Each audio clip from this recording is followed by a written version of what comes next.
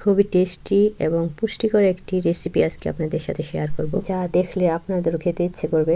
এটা তৈরি করা খুবই সহজ, বাঙালিদের একটি পছন্দের খাবার। কথায় আছে মাছে ভাতে বাঙালি, তা হলো টাকি মাছের ভর্তা। তা যদি হয় সরিষার তেল এবং ধনেপাতা দিয়ে মাখানো, তাহলে তো কোনো কথাই নেই। কি খেতে ইচ্ছে করছে না? দেখা যাক কিভাবে তৈরি করছি।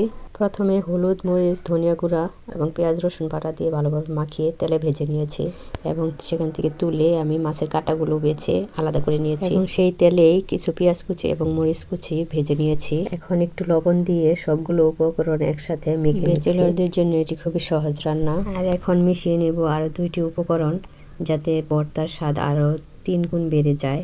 আর তা হচ্ছে খাঁটি সরিষার তেল এবং ধনিয়া পাতা কুচি। এখন এই উপকরণ দুটি ভালোভাবে মিক্স করে নিলেই তৈরি হয়ে গেল আমার মজাদার এবং সুস্বাদু পুষ্টিকর টাকি মাছের ভর্তা। এই ভর্তা আমার খুবই পছন্দের একটি ভর্তা। তো সবাই ভালো থাকবেন। আল্লাহ হাফেজ।